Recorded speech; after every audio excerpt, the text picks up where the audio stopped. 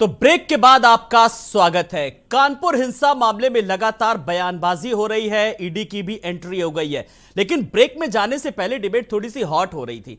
लेकिन अब मैं सबसे पहला सवाल बहुत जिम्मेदारी से शबनम जी के पास आऊंगा लेकर के जवाब। शबनम जी, आप लोगों ने कार्रवाई तो करी, लेकिन वो कार्रवाई जो है वो नाकाफी नजर आ रही है। और दूसरी बड़ी बात कि जब इनपुट सारे मिल रहे थे तो उसके बाद फिर एलआईयू का फेल्योर कहां पर रहा, आपने जवाब भी दिया। लेकिन जो अफसरों की लापरवाही सामने आई है उन पर अब तक क्या कुछ कार्रवाई की है? क्योंकि पोस्टर और सीसीटीवी फुटेज जिनके आए उनके नाम सामने, उन पर तो खूब कार्रवाई हो रही है। लापरवाह अफसरों पर क्या कार्रवाई की है? जरा बेबाकी से इस सवाल का जवाब दीजिए। देखिए आलोक जी, भारतीय जनता पार्टी की सरकार एक ऐसी सरकार है जो सबका साथ, सबका विकास, सबके विश्वास का नारा देती है। और कोई भी धर्म हो, कोई भी जाति हो, किसी का भी असम्मान नहीं करना चाहती। और कार्रवाई करते समय अगर दंगा फसाद होता है तो उसमें जो भी पत्थरबाजी या जो भी दंगा कर रहे हैं वो चाहे किसी जाति धर्म के, उस पर कड़ी कार्रवाई होगी। उसपे चाहे सपा के लोग उनका संरक्षण करना चाहे, ये मेरे सवाल का जवाब नहीं है। संरक्षण करना, संगठन करना चाहे सरकार नहीं, मैं उसका भी जवाब दे रही हूँ। हाँ। कि उस पर किसी की भी दखलंदाजी बर्दाश्त नहीं की जाएगी। दूसरी बात कि कुछ पुलिस अधिकारियों की जिनकी संलिप्तता उसमें नजर आएगी जांच के बाद, ऐसा समझा जा रहा है कि हो सकता है कुछ लोगों को खुफिया एजेंसी के द्वारा दिए गई बातों का पता होने के बावजूद उन्होंने अपने अफसरों के साथ उसको साझा नहीं किया। तो जहां भी लापरवाही जिनके साथ होगा, जहां तक सुना जा रहा है कि बेकनगंज के एसएचओ उन पर भी कार्रवाई होगी और एक एसीपी हैं उनका भी नाम आ रहा है। और जांच अभी चल रही है, इसलिए हम किसी को दोषी नहीं कह सकते। जांच होने के बाद जो भी अधिकारी या कर्मचारी होंगे पुलिस विभाग के, उन पर भी कड़ी कार्रवाई की जाएगी। चलिए, ये सवाल का जवाब मिल गया। कीर्ति निधि जी, जो समूचा विपक्ष कार्रवाई को लेकर के सवाल उठा रहा है, अब इसका जवाब मुझे लगता है कि आपको मिल गया। जी चलिए, आप सुनेंगे जल्दी से, समय बहुत कम है, मुझे सबकी टिप्पणी लेनी है। जी कीर्ति निधि। देखिए आलोक जी, कार्रवाई होगी, जांच होगी। मैं तो ये कह रहा हूं कि इस बात से कोई इनकार नहीं कर सकता कि एलआईयू और इंटेलिजेंस का फेल्योर है।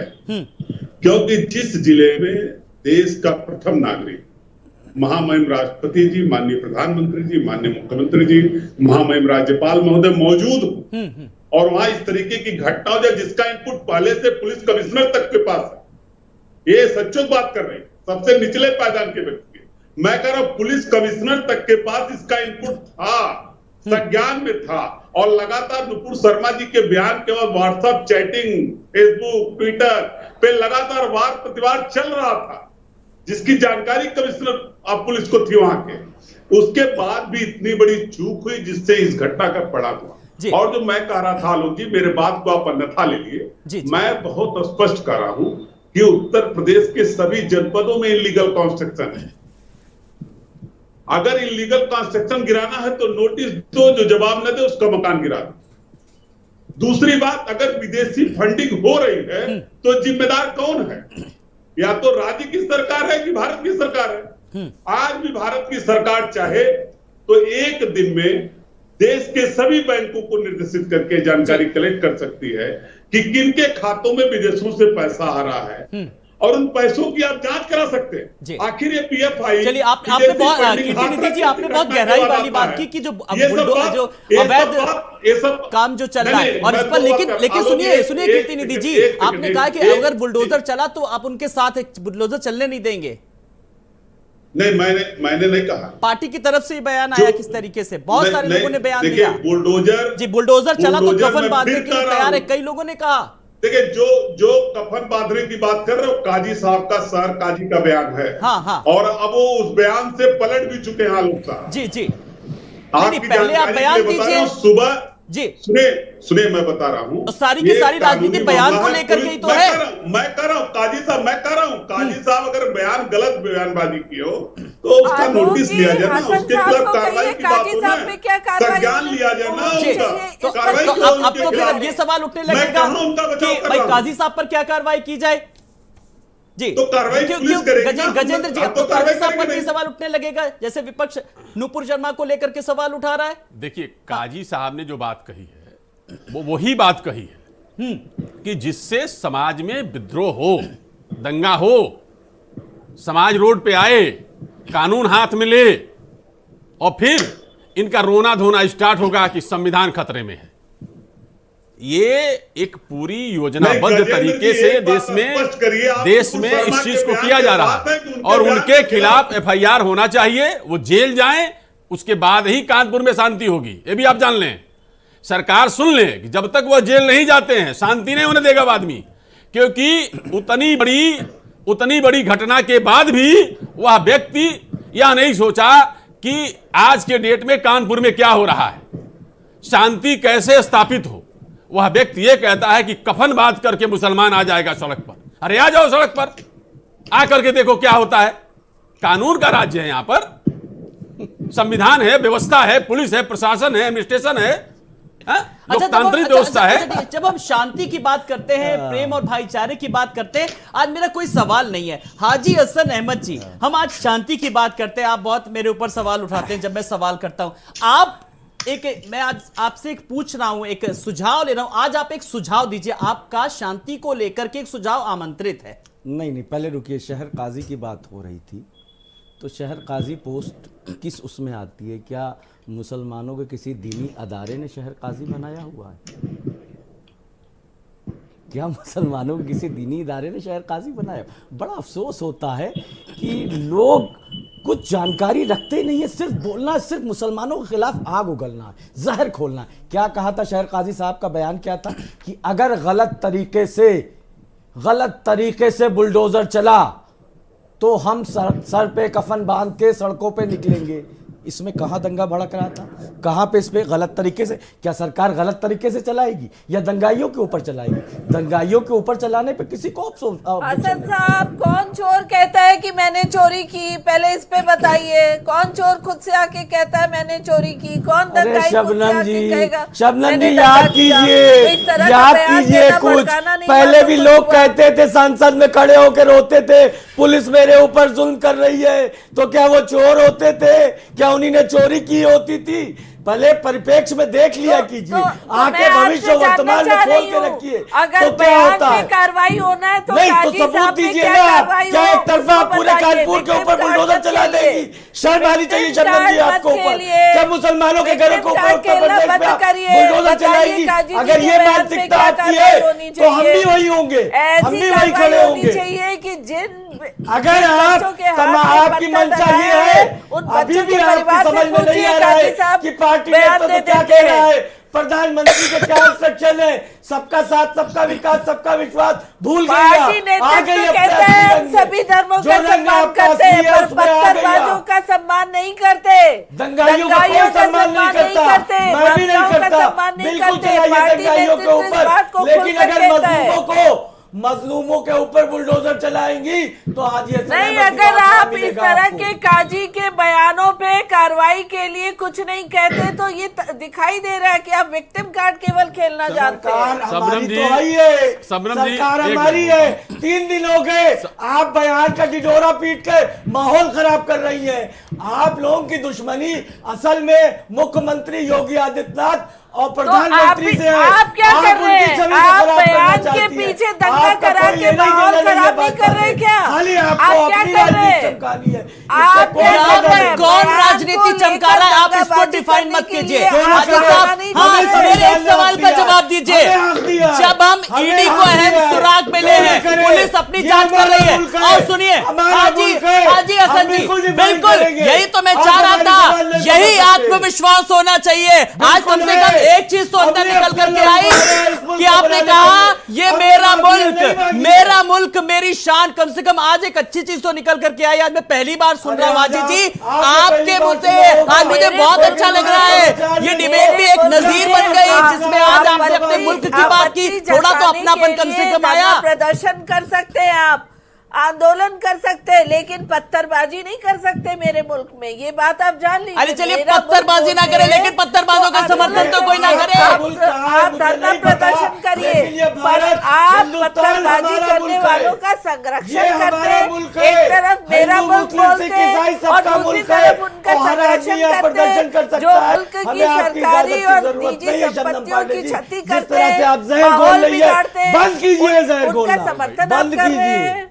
जी गजेंद्र जी, बात फिर घूम फिर के आ जहर गई तो है आप घोल रहे हैं, मैं तो बार-बार और कह ये रही हूं, जहर सबका घोलने तक आ सम्मान गई करते हैं है। हम। कहाँ एक लेकिन तरफ पुलिस आप कार्रवाई बार-बार कर रही, जहर ईडी कर रही, घोल रहे लेकिन हैं। बात यहाँ पर ऐसे शब्दावली का इस्तेमाल क्यों किया जाता है?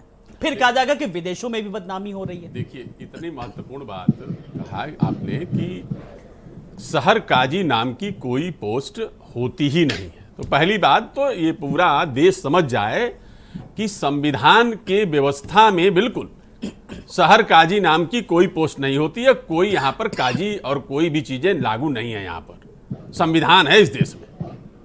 तो सरकार भी इस चीज को समझे कि जो लोग लिख रहे हैं, जो लोग पढ़ रहे हैं, वो लोग भी समझें कि एक व्यक्ति है वो जो इस बात को कह रहा है और उसके ऊपर कार्रवाई होनी चाहिए।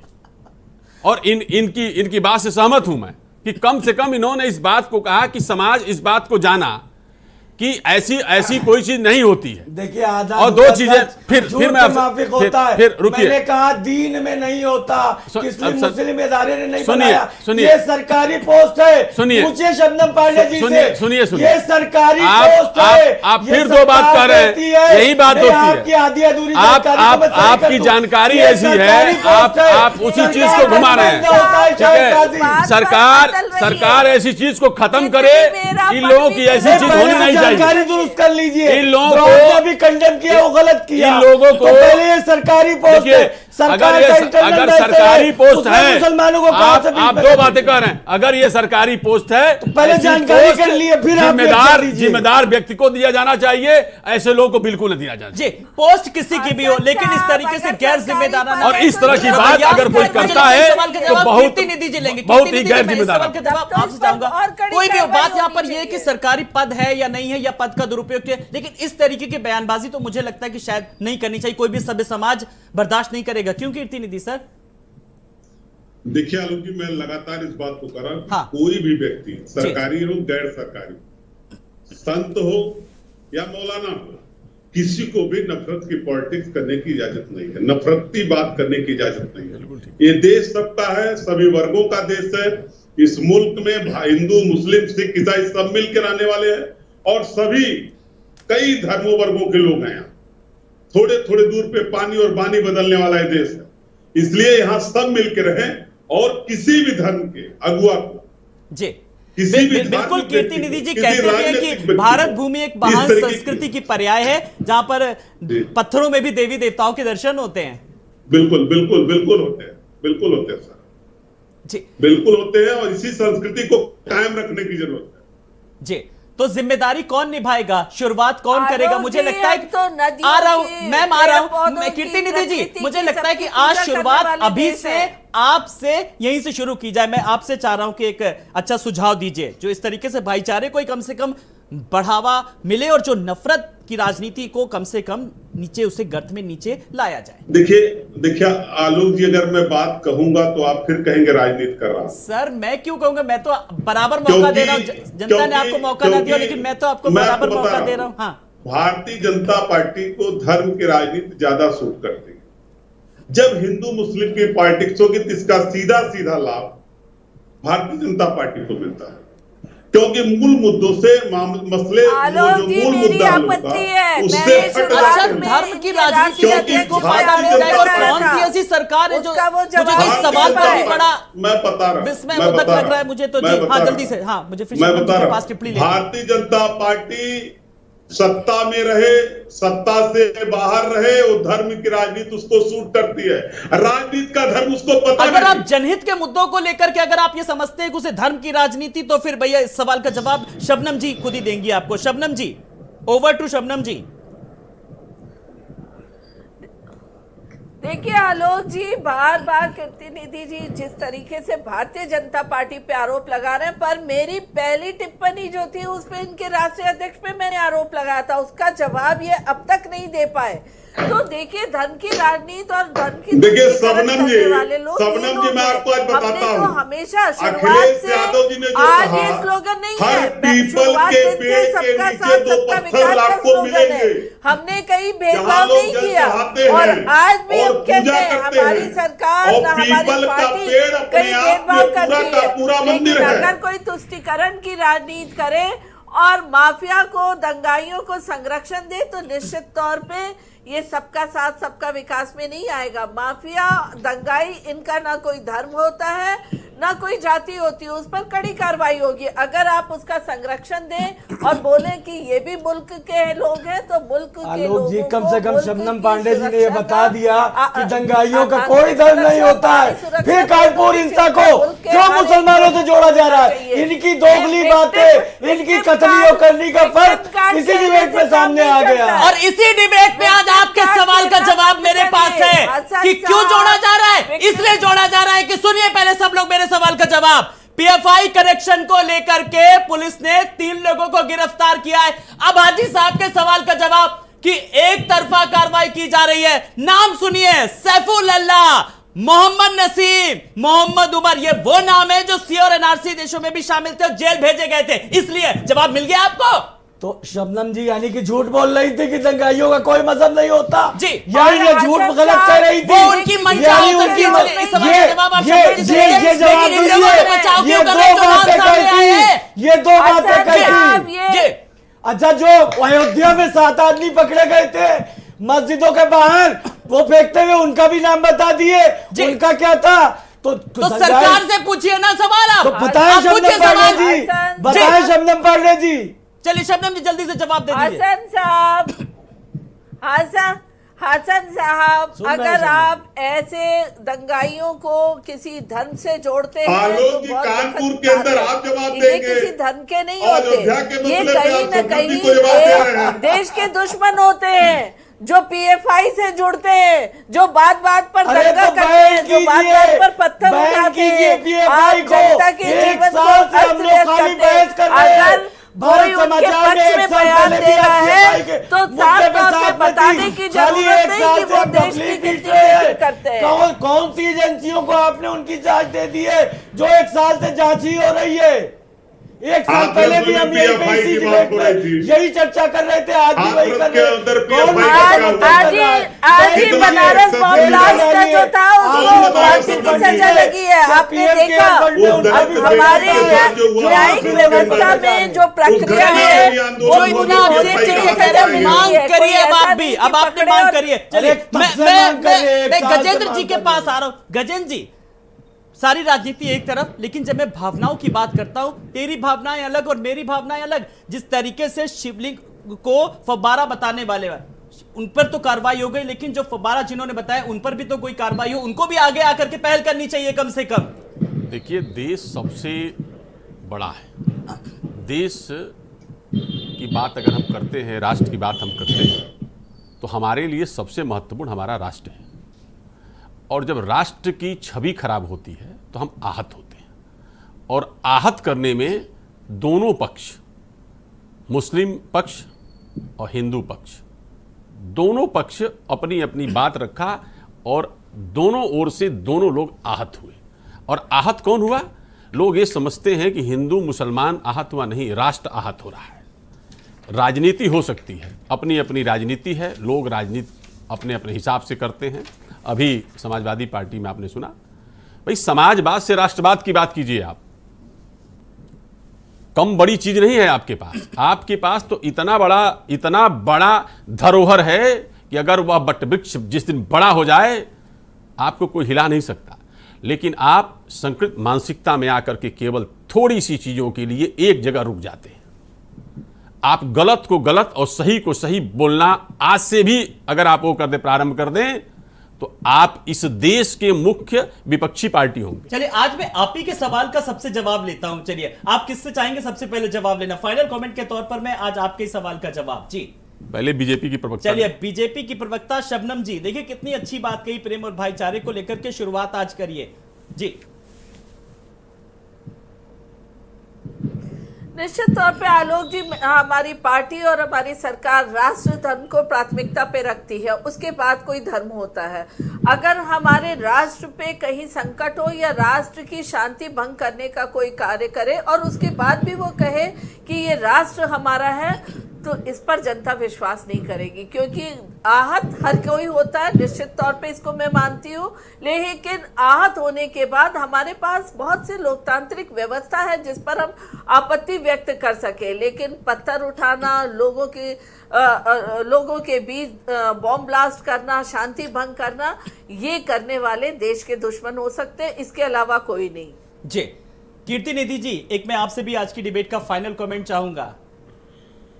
देखिए शबनम जी, राष्ट्रवाद की तो बात करते हैं, लेकिन आज जिस पीडीपी को ये लोग आतंकवादी पार्टी बताते हैं, उसी पीडीपी के साथ जम्मू कश्मीर में सरकार भी भारतीय जनता पार्टी चलाती है। तो चाल और चरित्र एक करना पड़ेगा, और जब चाल और चरित्र व्यक्ति का एक हो जाएगा तो अपने आप राष्ट्रवाद आ जाएगा। मेरा सवाल ये नहीं था, आप अपने को महान बता रहे हैं, लेकिन महान दल भी आपसे दूर होता जा रहा है, फिर मेरी गठबंधन को लेकर के, टूटने को लेकर के डिबेट का टॉपिक ही बदल जाएगा। मैं तो एक अच्छा सा सुझाव मांगा था सर आपसे फाइनल कमेंट के तौर पे। जी तो मैं तो कह रहा हूं कि सब मिलजुल करके रहे इस देश के अंदर, पूरी निष्पक्षता के साथ सरकार कार्रवाई करे जहां गलत हो रहा है, और सरकार की कार्रवाई में निष्पक्षता दिखने लगे तो अपने आप आपसी भाईचारा कायम हो जाएगा। अच्छा, तो ये हाजी साहब, ये निष्पक्षता जो है ना, ये कैसे दिख सकती है? भाई जैसा कि शबनम पांडे जी जिस तरह का चश्मा लगाए, अगर उस चश्मे को उतार के राष्ट्रवाद का चश्मा लगा लें, भारतीयवाद का चश्मा लगा लें, तो अपने आप वो निष्पक्षता पूरी दुनिया में दिखाई देने लगेगी। और जो हमारे प्रधानमंत्री का सपना था विश्व गुरु बनने का, जिसको इन्हीं की पार्टी के नेता ने चकनाचूर कर दिया, वो वापस से फिर उसी जगह पे पहुंच अब लगता है मुझे भी, फिर आपने चश्मे की बात की, फिर अब ये लगेगा आप भी यकीन दिलाई कि वो जो भी कहेंगी फिर वो राजनीति के चश्मे से नहीं देखेंगे आप। भारतीयवाद क्या है? जी चलिए एक फाइनल कमेंट में आपसे भी गजेंद्र जी, आज कुल मिलाकर के जिस तरीके से हालात सामान्य होते आ रहे हैं, कोशिश यही है कि अब इस तरीके की घटनाओं की पुनरावृत्ति ना हो। देखिए, निश्चित तौर से प्रशासन मजबूती के साथ अपना कार्य करे। एडमिनिस्ट्रेटिव लेवल पर जब चीजें सिस्टमेटिक तरीके से कार्य करेंगी तो ऐसी चीजें की पुनरावृत्ति नहीं होगी। और हम लोगों को ये देखना चाहिए कि हम लोग कोई ऐसा बयान न दें बिल्कुल जिससे समाज आहत हो, और यह दर्द राष्ट्र झेल रहा है। हम किस मुद्दे पर बात कर रहे हैं आज के डेट में, कहां बात करनी चाहिए, कहां बात हो रही है। बिल्कुल, तो हम लोग यह सोचें कि यह राष्ट्र हमारा है, और हम जितनी मजबूती के साथ अपनी बात को रखेंगे, समाज को लाभान्वित करेंगे, राष्ट्र मजबूत होगा। बिल्कुल, और राष्ट्र को मजबूती के लिए हम सबको एकजुट होना बहुत जरूरी है। बहुत बहुत शुक्रिया आप सबका, शबनम जी आपका भी, कीर्ति निधि जी आपका भी, हाजी हसन अहमद जी आपका भी, और गजेंद्र त्रिपाठी जी आपका भी बहुत बहुत शुक्रिया। तो कानपुर हिंसा में कई मोड़ आए, जांच होगी, अभी कुछ नाम भी सामने आएंगे, सजा होगी, लेकिन बड़ी बात यह है कि नफरत की अगर हम बात करते हैं तो नफरत ही नफरत को जन्म देती है, लेकिन प्रेम और भाईचारे का रास्ता हम सबको अख्तियार करना चाहिए, क्योंकि देश की प्रगति में यही सबसे ज्यादा साथ देता है, यही सबसे ज्यादा सहायक होता है। विचार हम सबको करना है। नमस्कार।